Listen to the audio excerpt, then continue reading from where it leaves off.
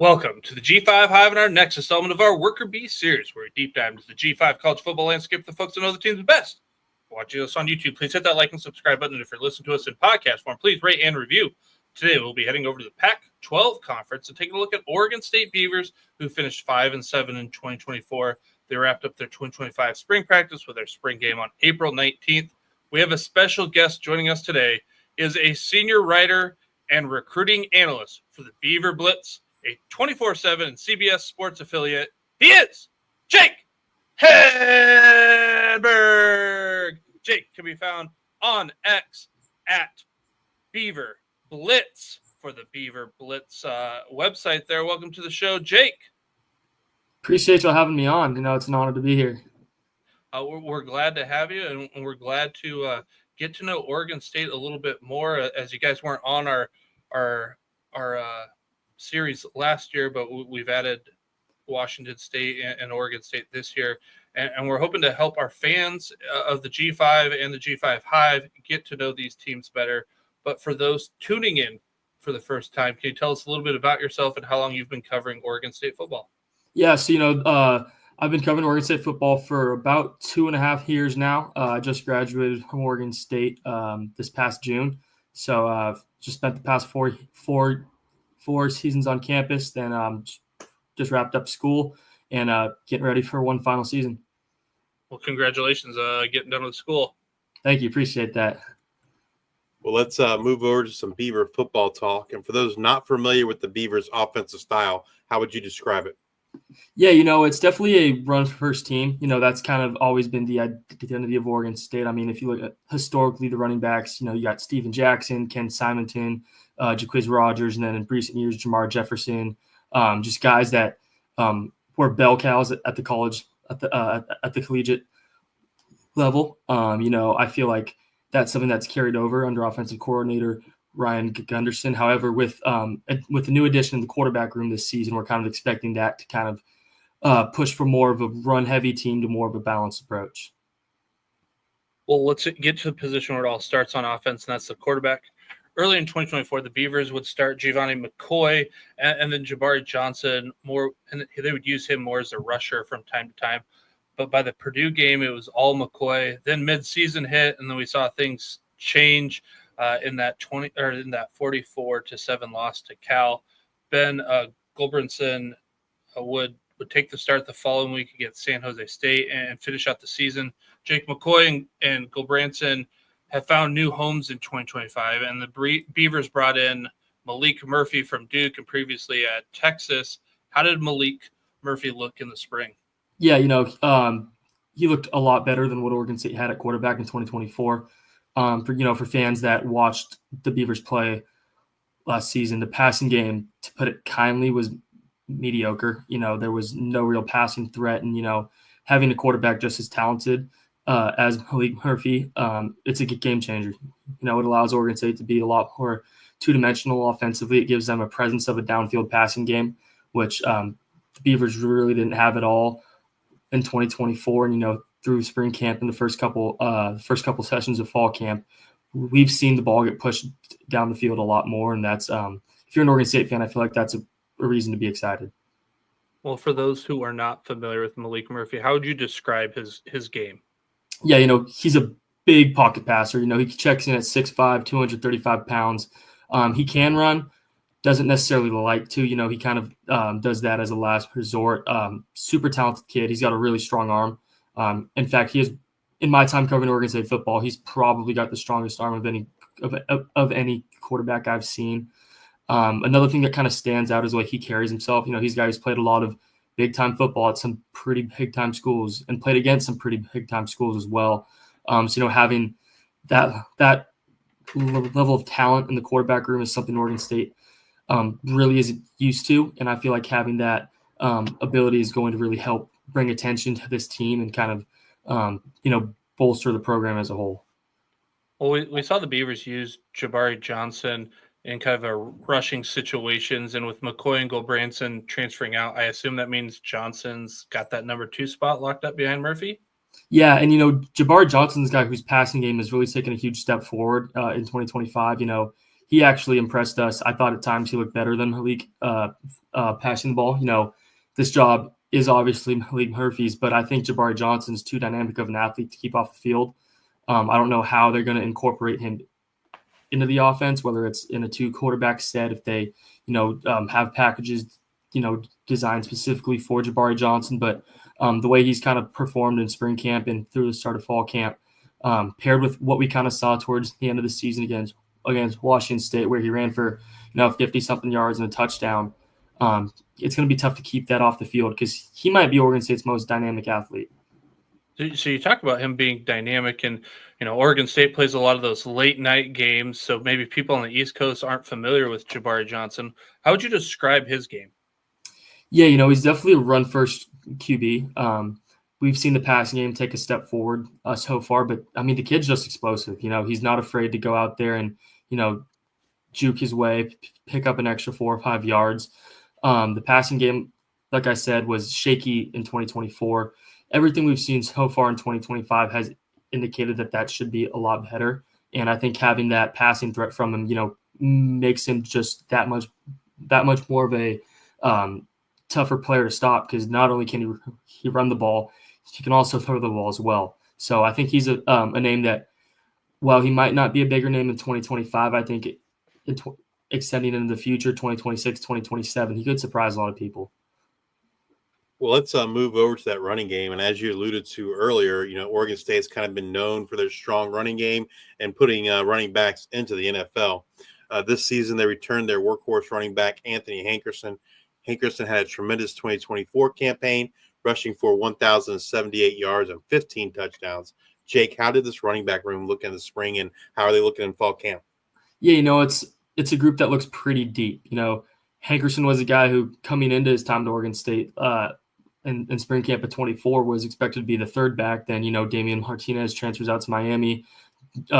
Jam Griffin and Hankerson pair and really just killed the first 4 games. Then Griffin goes down in game 5, and Hankerson kind of takes that bell cow role, and, he just ran away with it. For fans not familiar with his game, he's kind of reminiscent of Jaquiz Rogers, another former back. He's a shorter, stockier guy, 5'8", 200 pounds, but he is shifty. He's quick, agile, not afraid to run over somebody. Beyond him, there's a couple younger guys the staff's pretty excited about. A name I think is going to really turn some heads this year is Salahadin Allah. He's a sophomore out of Texas. Played in, I want to say, 11 or 12 games as a true freshman in 2024. He's a bit bigger, 5'11", 225. Again, he's quick, he's shifty, he can cut back, not afraid to run somebody over. And I think between those two, Oregon State's got a pretty good two-headed monster in the backfield. We're used to a typical workhorse guy, and you talk about Allah and Hankerson kind of being a 1-2 punch. If you had to put odds or percentages on what you think that is that like a 60-40 split, a 70-30 split? What do you think? Yeah, I feel like it's more 70-30. And I think that's going to kind of ramp up closer to 50-50 as the season ends. I think Hankerson's definitely the most experienced guy. I think Allah's ceiling is higher. He's a fast kid. He's a bit bigger, a bit more physical. So I think the coaching staff is going to try and increase his workload throughout the season. I do feel like Hankerson is the best back, and he will see the lion's share of the carries. But, I think Salahadin is definitely going to make an impact as well. Which running back do you think gets that first carry of the season against Cal? Unless something goes really wrong, it'll be Anthony Hankerson. He's the guy who the coaching staff trusts. He's played a lot of football, played 2 full seasons at Colorado, a full season at Oregon State. He's the guy the staff's going to, lean on throughout the season. He's the steady presence in the offense. And I think without a doubt, unless he gets hurt, he will be the guy to get the first carry this season. Well, Jake, let's talk some wide receivers. And this room returns several guys, but it's highlighted by the return of Trent Walker on the outside. Walker pretty much did everything for this room in 2024. He caught 81 balls for 901 yards, but only had 2 touchdowns, which was actually tied for the team lead. Yeah. How is this unit looking, and is anyone standing out? Yeah, it's a group that's a lot deeper, I think, than last season. A lot of these guys were relatively inexperienced, including Trent Walker, going into the 2024 campaign. Now all these guys have a season under their belt, and Oregon State should get Jimmy Halson back as well, who was a guy who towards the end of the 2023 season was really turning it on. Then he tore his patellar tendon, didn't play at all in 2024. So it's a group that's deep. And then in terms of a guy who's kind of standing out, Taz Reddick is a name to watch. He's a guy who kind of split time with Darius Clemens at the outside spot across from Trent Walker in 2024. Then in spring ball, we saw him shift to the slot where he battled against Jeremiah Noga. He won that job. Jeremiah transferred out to Washington State. So Taz Reddick is a guy. He's a shifty guy, pretty good route runner as well. He's really good at creating separation. He's a name a lot of fans might not really know. Like, they might have heard of him, but they don't really know how good Taz really can be. But I'd argue he was Oregon State's second best receiver outside of Trent Walker in the spring. And, the early indications in fall camp is he's going to be a guy that sees a lot of playing time this season. Well, Walker had that great 2024 season. He posted a 34.2% target share and accounted for 37.3% of the team's receiving yardage. Do you think he's going to replicate that dominance in 2025? Or, like you said, people have another season under their belt? Or do you think these targets then get spread out a little bit more? Plus, you got a new quarterback. Yeah. I think as a whole, Oregon State's going to throw the ball a lot more in 2025. I feel like Trent Walker is pretty clearly Oregon State receiver one, but having the guys they have in that room and some of the younger guys are expecting to take a step, I think, he's not going to get, I think you said 35% of the targets, that's a lot. And I think Oregon State, not only are they going to get some more of those receivers involved, I think the tight ends and the running backs are going to be a bit more of a focal point in the passing game this season.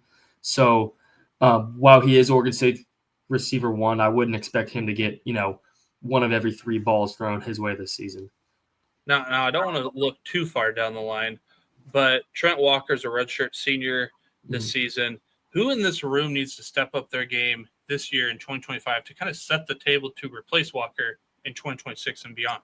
Yeah, we've touched on Taz Reddick a bit already. He's kind of the leader of that younger group of receivers, but there's 2 other sophomores that have been in the program for 2 seasons now, and the staff is really hoping to take a step forward. And Zachary Card and David Wells as well. They're both they're fast guys. They're probably the 2 fastest players on the Oregon State offense. The route running work needs a little polishing up, but these are guys I think Oregon State's going to find ways to get the ball out in space, whether that's play actions, heading up a deep ball, or potentially even fly sweeps, or the kick return game as well.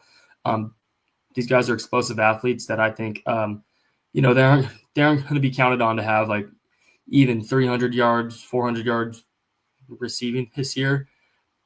But I think taking a step up from the 6 catches, the 5 catches from 2024 is something that the coaching staff has in mind. Well, moving over to this tight end room, if you were to describe how the tight ends are utilized in this offense to someone that's never caught an Oregon State game, how would you describe it? Yeah, historically, Oregon State's done a pretty good job turning out some pretty high-quality tight ends, going back to Joe Newton, and then the past couple of years you've got Tegan Catoriano and Luke Musgrave as well. Oregon State's turned out some NFL tight ends, and it's something the school prides himself on. It's a school that tries to get the tight ends involved in the passing game. I don't know if you guys remember in 2023, Jack Velling, who's now at Michigan State, I want to say he had 9 touchdown catches. He was just a touchdown beast. And last year was a different story. The Beavers didn't get their the Beavers didn't get their tight ends involved in the passing game as much as they would have necessarily liked. I do feel like that can kind of be a tribute to the poor QB play. But now the Beavers have up to 4 to 5 tight ends that they can count on to play. They returned Bryce Caulfield, who was Oregon State's tight end too. He's put on about 10 pounds since last season, which should allow him to be a lot more physical in the run game. They had a big addition to the transfer portal and picking up Riley Williams from Miami. He's a guy who was a former 4-star, super talented kid. He's a big kid, 6'5", 275, which is a load at tight end. You think he would be more of a blocking tight end at that size, but he carries that weight well. He has really smooth hands. He runs well as well, so I think he's a guy who could kind of surprise some people this year. And then they also picked up another former 4-star, in Jackson Bowers. He originally committed to BYU, where he dealt with a lot of things, didn't really play a whole lot. Appears to be completely healthy now, and the staff's hopeful he'll kind of push for some time as well. Do you think they're going to rotate those three, or is like one of them kind of like standing out to kind of be the tight end one? Caulfield's the guy who's pretty clearly tight end one right now, and then a guy who's actually surprised some people has been sophomore Cooper Jensen. Is a name not a lot of fans might not know, but he's actually pushed in with Riley Williams for that tight end 2 spot. So as of now, it's looking like more of a Caulfield 1 and then a Williams and Jensen 2A, 2B with Jackson Bowers trying to push in for that 2C spot. Gotcha. Well, Jake, this offensive line has got me slightly worried heading into the season. The Beavers will need to replace Pac-12 top offensive lineman in 2024, Jared Christian Lichtenhan. And they have plenty of guys, but the only guys returning from 2024 is center Van Wells. Behind Wells, guard Tyler Volton looks to make his return from a torn ACL and MCL. And the staff brought in a few transfers to help bolster this room. Jake, first of all, how's Tyler's recovery been progressing, and do you think he's going to be out there week 1 against Cal? Yeah, at this point, we'll see. Haven't seen him go live at all. It was a pretty bad injury, and he's also a big guy. He's 380 pounds, so that's a lot of weight to kind of put on that knee. At this point, I am not too sure he'll be available for game 1, but I think we'll see him at some point this season, and I think he'll, as soon as he gets healthy, he will certainly be fighting for a starting role. So you got Van Wells coming back, and then, like I said, I'm just slightly worried. So what are your expectations for this room heading into 2025? Yeah, I think without a doubt, this is the biggest question mark on the offensive side of the ball, and maybe even the entire team. You touched on Jared Christian graduating, but in my mind, a bigger loss is Joshua Gray. He started for 5 years. School, I think he started something like 56, 57 games. He's playing with the Atlanta Falcons now. That's a huge loss. Grant Stark was another pretty big loss as well. And really, we learned nothing in the spring out of the guys who we were kind of anticipating to be the top 8, 9 guys. There was 6 or 7 of them out. So really, it's a group that we learned nothing about at all. And there's a whole lot of question marks. The 2 tackles are expected to be Jacob Strand and Tyler Morano. Strand has 2 career starts, was kind of splitting time with Christian Lichtenhan in 2024, then tore his ACL in game 3. He's back, should take that left tackle role. Tyler Morano was a guy who started towards the tail end of 2023 in the Sun Bowl. Then he went down in spring ball of 24. Should be a tackle if healthy. That's the biggest key. And then, just like I said, it's tough. I mean, we didn't see anything in the spring. The one thing Oregon State does have going for them is they do have a new offensive line coach in Mike Cavanaugh. He's a guy who's coached a lot of football. Familiar face. He coached at Oregon State for a decade under Mike Riley. Hopeful the Beavers can get him, back up to space. Get him doing what his offensive lines did back when Mike Riley was at Oregon State. But the guys they've got haven't seen them play, so it's definitely an area for concern. So with all the new faces in this room, who does this room look to as kind of like their leader of the offensive line? Yeah, I think Van Wells is definitely the guy. He played in 11 games, started 10 in 2024. He started at Colorado as well, so he's super experienced. I think Jacob Strand and Tyler Morano as well are guys who have played a lot of football. This is Tyler Morano's 6th year with the program, I want to say, so he's kind of that veteran presence. So those are the guys that I feel like the younger guys who maybe end up playing a lot of football this season are going to end up, kind of replicating and, just looking up to in general. All right, Jake, if you had to pick an offensive player to have a breakout type season in 2025, who you got? I think Anthony Hankerson and Trent Walker kind of guys that have proven themselves as well. So I'm not going to say those two. I think a guy that really could surprise people this year is wide receiver Darius Clemens. He's a 4-star kid. He won a national championship in 2023 at Michigan. Was banged up a lot last season. Then we really got a glimpse of what he could do in the season finale. He went into Boise State against a top 10 team, and he put up 8 catches, 125 yards, and a touchdown. And he was really – it was kind of one of those times where it's like, oh, like this guy's really a dude. He's physically a monster, 6'3", 215 pounds. He looks like a Big Ten SEC guy. If he can stay healthy and kind of carry over that performance and replicate it consistently, I think he could pair with Trent Walker and Taz Hedix to really kind of give the Beavers one of the top wide receiver trios on the West Coast. Well, Jake, let's head over to the defensive side of the ball. And for those not familiar with Oregon State's defensive scheme, how would you describe it? It's a hybrid scheme. They'll give you a lot of different hooks. They'll give you a 3-3-5. They'll give you like a 2-4-5. They'll give you a 3-4-4. They'll give you a 4-3, a 4-3-4. Trent Bray's taking back over the Oregon State defense. He's a guy who, in my mind, is one of the best defensive minds in the entire country, and he'll mix and match a lot of formations. I think what you're going to see most is kind of the 3-3-5 and the 3-4-4. So excited about what that'll bring. I think with Trent Bray taking back over the Oregon State defense, it's a unit that should be a lot more improved. Well, moving over to the position groups on this defense and starting with the guys up front along that defensive line, this unit looks strong for the Beavers here in 2025, but they will look to replace Samisi Salune on the interior, but the rest of the crew is back in 2025. Jake, has anyone stood out to you along this defensive line? Yeah, a guy that's really through the first 4 or 5 practices has really impressed has been a sophomore defensive tackle, Tavita Pome'e. He spent his freshman year in 2023 with the Oregon Ducks. His family member got hired as I think they're cousins. He's back. He transferred over to Oregon State, and he is a guy who was playing at 330 in 2025 in 2024. Had some trouble staying on the field, carrying had extra weight. He's dropped down to 310 in 2025. And the early impressions have been great. He looks a lot more explosive. He looks quick on his feet. He's a guy that looks like he could really be a player for Oregon State this season.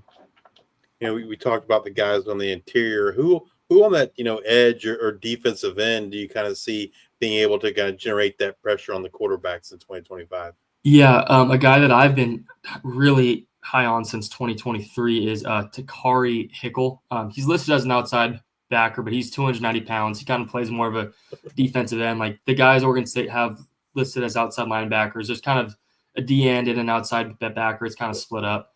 But Takari's a guy who's all he's done in practice is shown his pass rushing skills. He was a guy who dominated in fall camp and spring camp, going up against some pretty high-level offensive tackles in 2023.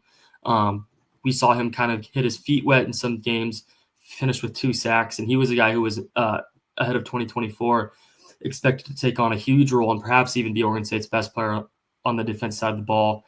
Goes down with the torn ACL in the spring, and that was a huge blow. He's back. He should be ready for game 1. I think he's a guy who is a name that's kind of flying under the radar. But I think if everything gets back to that high level of how it was in the 2024 and 2023 off seasons, he's a guy who I think is going to turn a lot of heads and could even push for a double-digit sack number. Well, I mentioned earlier that the Beavers will be out without Salune because he's out of eligibility, but they really haven't lost him as he joins the staff as a defensive grad assistant. Jake, this is a unique situation. It's the first time we've ever asked about a grad assistant coach, but what do you think that means to the team and what he can bring to the table? Yeah, I think it's huge. It's a group that's still pretty young. You look at their top 3 guys, in my opinion, Thomas Collins, Tavita Pome'e, and JoJo Johnson, and they're all sophomores. They've really only played 1 season of Division I football. So having kind of that veteran presence still be in the room. And, it's someone who they looked up to as a player, spending 2 seasons in 2023 and 2024 with and now he's still there. He's still kind of that guy for them to, look up to. Granted, it's in a different way now. I think having that continuity of a veteran presence is huge because it is a young group, still relatively inexperienced, So having Pome'e in that room still, I think it's a huge factor, and I think it's going to do nothing but help this younger group grow.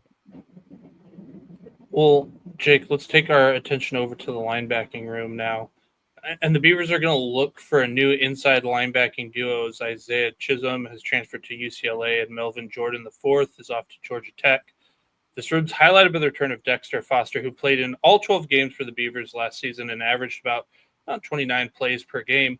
And behind Foster, that's what's got me nervous here. And it's more for like the unknown factor, not for the depth. It's just we haven't seen them out there. I mean, you got guys like Aiden Sullivan, Tyree Blake, Jairus Goodman, and Clive Pond. They all returned, but they've just combined to average 10 snaps per game last season. I noticed the staff brought in Rajon Davis from USC. Jake, what are your expectations for this room in 2025? Yeah, I think the biggest factor is that Trent Bray has taken back over this group. He prides himself on coaching inside linebackers, and through his time at Oregon State in 2012, 2014, going to Nebraska, then coming back, he's coached some pretty good linebackers. I think Dexter Foster is pretty clearly a top guy. I think he's a guy who actually has a future in the NFL. It's 6'3". He's put on 30 pounds since last season, so he's up to 235 pounds. He's carrying that weight well. He's a long kid too. He runs well. I think he's going to surprise a lot of folks. I think a big battle is honestly going to be keeping him after this season because he's a guy who physically looks like an SEC Big Ten player. He is a kid from Oregon, so hopefully that kind of sways him to stay at Oregon State if he does have a season what people are expecting Dexter to have. And then, all eyes right now are kind of on that battle right next to him between – looks like it's kind of a two-man battle between Rajon Davis, who is a guy that was almost a 5-star, bit undersized, 6 foot 220, but he's a guy who Trent Bray is pretty high on. And then a guy who a lot of Oregon State fans have kind of forgot about is Micaiah Tongue, who was originally at Georgia as a receiver. This is his 7th year of college football, I think, transferred out after 2 years there. He came to Oregon State, didn't play a whole lot at receiver, switched to the defensive side of the ball in 2023, and he was looking like a monster. He started a game early in the season. Then he happened to go down with a devastating injury. I want to say he tore his ACL, LCL, MCL, and his meniscus as well. So that kept him out of 10 games in 2023 and then the entire 2024 season. There were kind of questions of whether or not he'd be back and if he'd be able to play at even half the level of what he played at 2023. But he looks really good, man. I myself had a lot of doubts about coming back off that, but he's done nothing but blow my expectations out of the water. Runs well, and then as a former receiver, he kind of is Oregon State's best coverage guy because he knows how the receivers and the running backs kind of run their routes. I think that gives him a perspective a lot of other backers don't. I'd honestly put him as the favorite to start next to Dexter Foster, and it's really just an incredible story, coming off such a bad injury. He's a guy who I think is going to surprise a lot of people this season. And if he can carry over that momentum from spring to fall and into the start of the season, he could really be a player this season. Well, Jake, let's move over to the secondary, and the Beavers will be looking to replace safety Jack Kane and a pair of starting corners in Andre Jordan Jr. and Jaden Robinson. This room is highlighted by the return of safety Skylar Thomas and cornerback Cy Vinderali and Exodus Ayers. This room looks deep, and they have both a lot of cornerbacks, a lot of safeties who saw a good deal of playing time last year. What are your expectations for this group? Yeah, I think this is a group that could be the best on the team. I think it's either the secondary or the outside linebacker group is going to be the two best groups. This is a team that, like you said, they've got a lot of guys that played a lot of football. Oregon State was hit bad with the injury bugs, particularly in the secondary, which sucked at the time. But, now in 2025, you've got a lot of guys who played a lot of football. I'd almost argue there's too many mouths to feed. I think Skylar Thomas is the clear leader of this room. I think he's a guy who has an NFL future. He's a big guy, probably 6'3", 220 pounds, big safety. Also, if that doesn't work out, he's going to be one hell of a coach. He's kind of he's almost like another graduate assistant just because of how well he carries himself, how well he does in the film room, and then that obviously translates very, very, very well onto the field. Outside of him at the safeties, you got Tyrese Ivey and Jaheim Patterson, which are two pretty big guys as well. Jaheim Patterson's a monster back there, 6'4.5", 215 pounds. Tyrese Ivey's 6'3", 215 as well. So between those three guys, Oregon State has three pretty high-level safeties. I think Jaheim Patterson's a guy to really keep an eye on. He's super talented. Didn't play a whole lot towards the start of 2024. Kind of saw his workload increase. Really came on strong towards the tail end of that 2024 season. And then cornerback's a spot with some question marks. As you said, Jaden Robinson's gone, and then Andre Jordan transferred off to UCLA. Looks like Exodus Ayers is going to be Oregon State's top corner. Barring something, he should be that top guy. And then outside of him, you got a true freshman that's actually really been impressive is Trey Glasper. He's a kid who played two ways at Green Valley High School in Henderson, Nevada. Really dynamic athlete. He came in spring ball, worked his way up from the threes to the twos real fast, and it didn't take long to go from the twos up to the ones.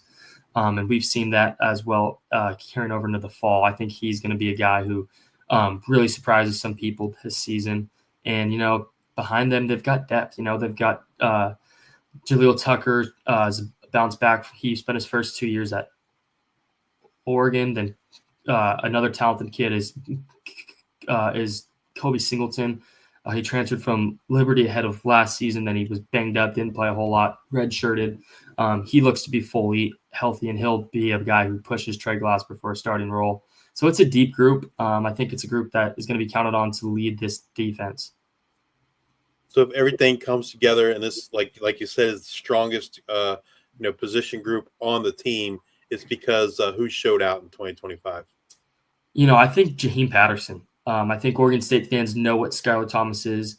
They know what Tyrese Ivey is at safety. I think what Oregon State wants to do is get their best 5 defensive backs on the field. And if they can get Jaheim Patterson acclimated, then getting him in there at safety and bumping Tyrese to nickelback, that gives them 3 dudes back there at the safety spots. And I think Jaheim Patterson probably has the highest ceiling of anyone on this Oregon State defense. Having that frame, he looks like a Cam Chancellor back there. He's a big dude.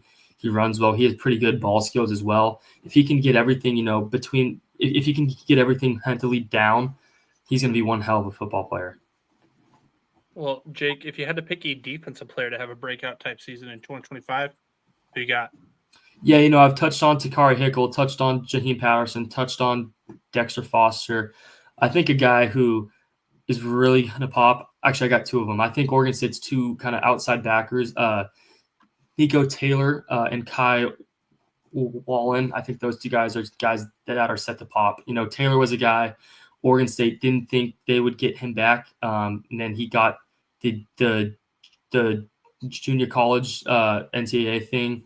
He got another year. He's a guy who was Oregon State's best pass rushing presence in 2024. The numbers really weren't there, but he's a lot better player than his numbers were. I think kind of the lack of interior pass rush and the secondary kind of having troubles didn't allow the sack numbers to be as good as they would have really wanted to be. And I think, Taylor's a guy who's going to take that next step and really, push himself into honestly some NFL draft boards. And then Kai Wallen's a guy who's a JUCO kid, played the 2024 season at Nebraska, didn't see a lot of playing time. He ended up at Oregon State. He's got a staff is really high on. He's a long kid, 6'5", 252 pounds. Might be one of the best athletes in general. He's a hell of a basketball player as well. The kid can jump out of the gym. He's a kid who I think is another name that's kind of flying under the radar and a lot of Oregon State fans might not really know about yet. but he is going to be a dude this season. And I think between those two guys and, as we touched on, Takari coming off the defensive end spot, Beavers should have 3 pretty good pass rushers. Well, we've talked offense, we've talked defense. Now let's move over to the special teams. How are those units looking, and are there any concerns?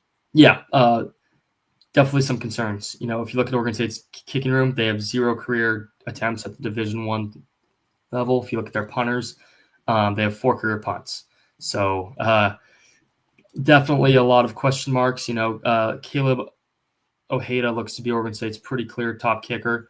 Up and down spring, the fall has been a lot better so far. I want to say he's 6 for 8 on kicks beyond 40 yards, which is promising.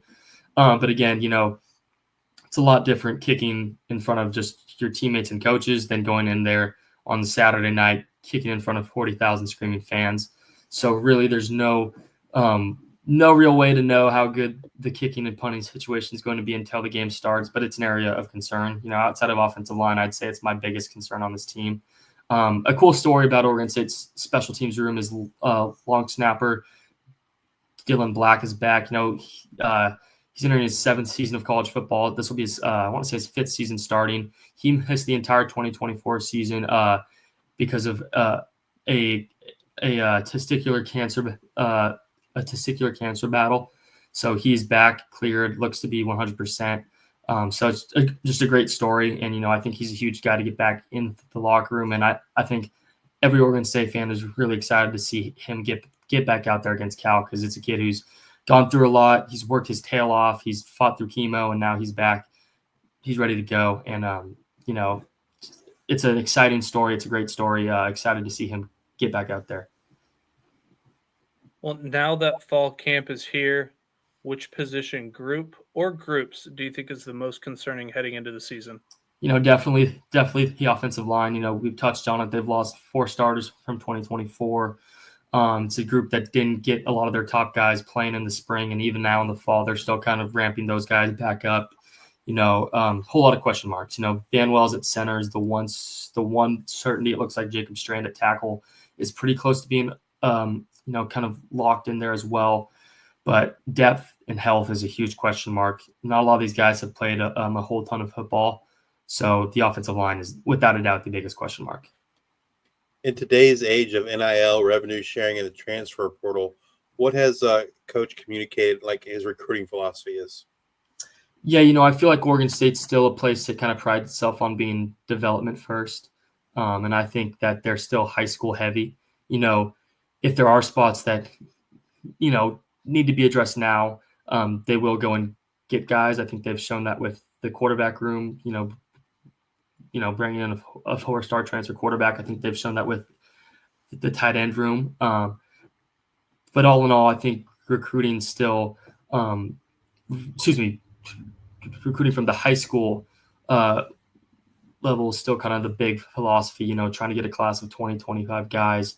You know, I think they kind of pride themselves on getting guys that are late bloomers. I think what they did in 2025 was great. You know, they picked up a 4-star quarterback in Tristan Tia. He's a guy who's not going to play in 2025 and has a super bright future. And then, you know, they picked up another handful of guys that, you know, played in like the bigger, you know, I think Nick Fisher played in the U.S.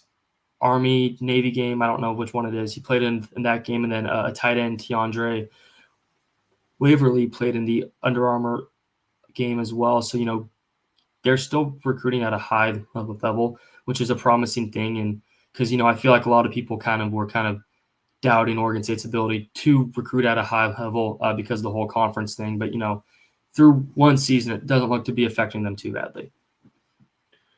So you talked about like getting recruits and higher rated recruits.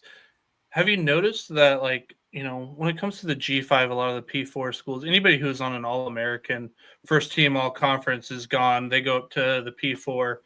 Have you noticed that Oregon State has been able to get some higher rated recruits because of these P4 teams just plucking guys from other G5s that kind of fill that void that they have on their teams? Yeah, you know, I wouldn't necessarily say it's higher rated recruits. I'd say it's kind of guys that kind of fall under the radar. You know, a lot of these bigger schools kind of have their classes full by, you know, now even. And, a lot of guys kind of fall under the cracks. And I think what schools like Oregon State and, even the Big 12 schools, who aren't necessarily recruiting at the same level as the SEC schools, I think it's a good opportunity for them to kind of get those guys that kind of fall through the cracks. And, I think that's something Oregon State's pride themselves on. I feel like that's something we saw in 2025, and I do think that's something that in the future is probably going to be seen as well. What do you think the main strength of this 2025 team will be? That's a good question. I think the skill players are back at kind of the level Oregon State fans are accustomed to. I think they're deep. But overall, I think the back end, I think the secondary is going to be the strength of this team just due to the sheer depth that they've got and guys that have played a lot of football. It's an experienced group. You got Skylar Thomas is a senior, Tyrese Ivory's a senior, Kobe Singleton's a senior. Then you've got a lot of guys that are sophomores or juniors, but they played a lot of football. So, I think it's a unit that had its fair share of struggles in 2024, but, getting the majority of guys back and, being back inside a Trent Bray defense that I think is a lot more secondary friendly. I think it's a group that's probably going to be the strength of this team. Well, Jake, what does success look like for the Beavers in 2025? Yeah, I think with how nicely the schedule sets up, it's a team that could really surprise some people this year. The first 4 or 5 games are tough. Outside of that, it's relatively light. I mean, you're after your first 5 games, you got Tulsa, App State, who shouldn't be as good as they historically are. You got a Washington State team that lost a lot twice. You got Sam Houston State. You got Tulsa, Lafayette, and then you've got a Wake Forest team that they lost a lot as well. So really, I think anything below 8-4 would be a little bit of a disappointment this season. I think if everything goes right, this is a team that could very well go 10-2. It wouldn't be out of the question to see them push a Texas Tech, push a Duck team to the brink. Now, do I think they're going to go out and win those games? Right now, probably not. If everything goes right, they could. But Cal's a team that they lost a lot. They're breaking in what could be a true freshman quarterback who would be making his first start on the road. Fresno State's breaking in a first-year coach. Houston wasn't all that impressive at all in 2024. It's a team that the schedule sets up nicely for a 10-2 run if everything really goes nice. Honestly, 9-3, 10-2 is probably the goal of this coaching staff. Yeah, when you break down that schedule, you got Cal, new coach, or new quarterback. Fresno State, new quarterback, new head coach. You've got Brendan Moore. Does Morrison stay healthy at Texas Tech? Well, I mean, even then, you got Oregon, new quarterback. You got Houston, new quarterback. App State, new coach, new quarterback. Wake Forest, new coach. Does Purdy get the job? You got Lafayette, which is more stable. Washington State, new staff there. Sam Houston, new coaching staff. It's all over. There's a lot of opportunity here.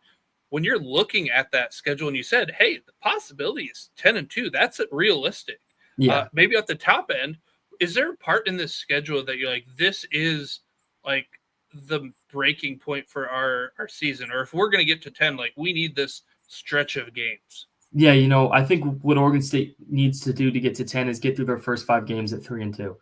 I think I'd argue that Oregon State's 4 toughest games are in that first 5-game stretch, between Cal, Houston, Texas Tech, and then the Civil War matchup.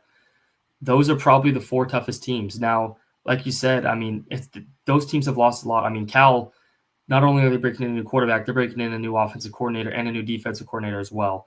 So it's a team with a lot of turmoil, a lot of a whole lot of change. And then same with Houston's breaking in a new offensive coordinator, new defensive coordinator, a new QB as well. And then even Texas Tech. I mean, they're a team that's breaking in a new offensive coordinator and a new defensive coordinator as well. And, they're a talented team, but when you go out and get 20 guys from the portal that are expected to come in and start, especially at the start of the season, that retention and the gelling may not necessarily be there. it's a team that is certainly more talented than Oregon State.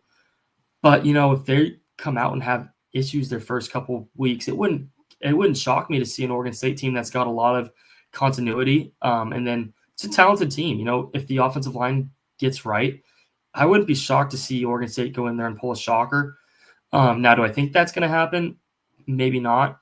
But if Oregon State can get through that first 5 games at 3-2, I mean, it sets up nice for a 10-2 season, which is pretty crazy to say. So if you're going to go 10-2, if you start 3-2 and you end up going 2-2, it's hard to beat the same team twice in a season. Yeah. Washington State, it's kind of interesting. You get them at home, and then you go just a few weeks later to Washington State. What are your thoughts about facing not only just Washington State, but the same team twice in the regular season? Yeah, it's unique to say the least. I think I only remember ever seeing it one time, and that was like the COVID season when New Mexico State played Liberty UTEP twice or someone. It was, I don't know. Yeah, they played Liberty too. That's the only time I ever remember ever seeing that. So it's something new, it's something that the coaching staff has never experienced attacking before. And I mean, that Pome'e game in late November is going to be tough. It's going to be cold. Oregon State hasn't won in Washington State. They haven't won a game in Pullman since Brandon Cooks was there in 2013. So it's been a while. It's also a Washington State team that's going to be looking for payback. Granted, a lot of their guys are gone from last season, but they came into Corvallis, 8-2 or 7-3, and Oregon State just came out there and played their best game of the season and shocked them. So it's a team that's going to be, it's going to be a team that's coming back, looking to get back at Oregon State. Like you said, it is tough to beat the same game. It is tough to beat the same team twice.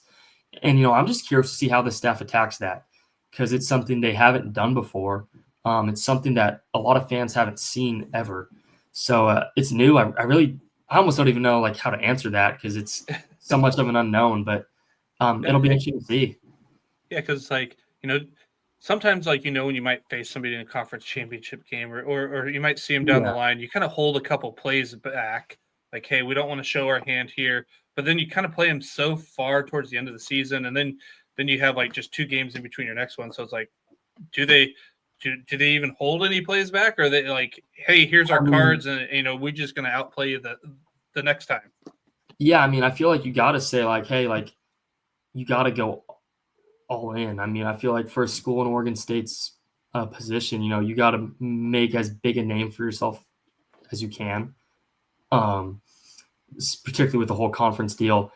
And I think if you go out there and you kind of hold stuff back, it's the Pac-12. It's crazy stuff happens. It wouldn't be a shock to see Washington State come in and, like Oregon State did to Washington State last season. It's no question that Washington State was a better team. I think Oregon State is without a doubt a better team this season. Yet Wazoo could still come in and, Oregon State could have a bad game. Wazoo could play to a high level, and that's why I feel like you can't really hold anything back. What are your thoughts on the future of the Pac-12 and the addition of several new teams in 2026? Yeah, a little bit off topic, but I think it's going to be a hell of a college basketball conference. Football wise, I'm a little curious to see how it plays out. It's a lot of new faces. I'm curious to see if it how it fits in terms of group of 5, group of 6, whatever you want to call it. If it kind of jumps the American, which I think just due to how crappy the bottom of that conference is, I feel like it kind of will. I'm also curious to see if the Pac-12 is even done. I feel like the realignment, while it's quiet right now, it was quiet before everything happened with the Big Ten. I wouldn't be shocked to see potentially a Memphis or a Tulane kind of work their way over to the Pac-12 eventually. I feel like if they do eventually eclipse the American Conference, then it wouldn't be a shock to see some of those teams kind of realize that if they go to the Pac-12 and kind of create that clear top group of 6 or even a bottom of the barrel Power 4, whatever happens conference, then I could see some of those teams go over there. The one thing I do like a lot about the conference is it is a true regional conference, which I feel like is something that's with the West Coast, particularly with Oregon and Washington being in the same conference as a school, and Pennsylvania, that doesn't make a lot of sense. So I feel like having the West Coast schools with Fresno State, and then even going into Texas and getting that footprint, having that regionality stands out. Well, Jake, we've covered a lot. We've talked realignment, we've talked NIL, special teams, offense, defense. Is there anything else that you want to share or think that we need to know about this 2025 Oregon State Beavers football team? Yeah, I think it's a team that a lot of people are kind of sleeping on. I think the win total's down at like 6.5, 7.5. I feel like that's a team that should surpass that by a lot this season. They're deep, they're talented. I feel like both of those things are a lot better than they were in 2024, paired with a schedule that I think sets up pretty nicely. It's a team that, if everything goes right, could really turn some heads. The group, I don't know how it works. Oregon State could qualify for the Group of 5 playoff spot, but it's with Boise State. I think they'll kind of take a step back. If Oregon State is able to qualify that, I think they'll be up there with Tulane, Memphis as one of those top tier schools. Really making a push for a top Group of 5, Group of 6 spot. Well, Jake, we want to thank you for taking some time out of your day to spend with us and share your knowledge. We greatly appreciate it.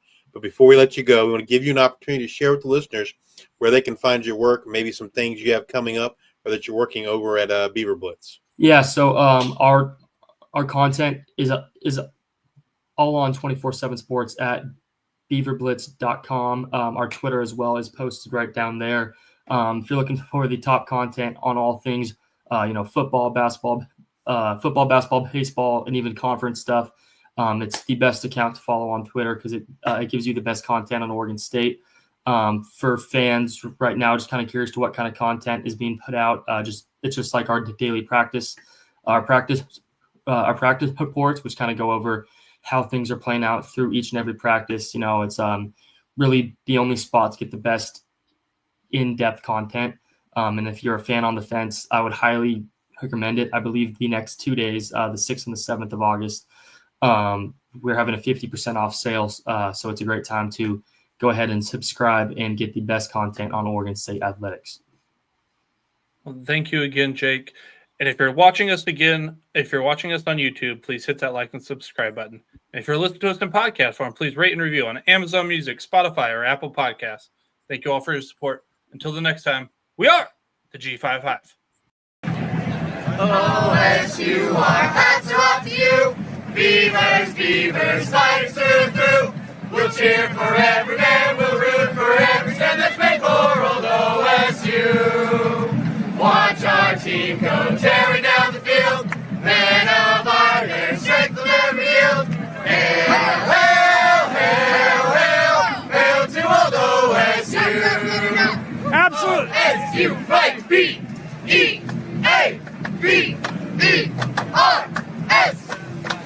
Watch our team go tearing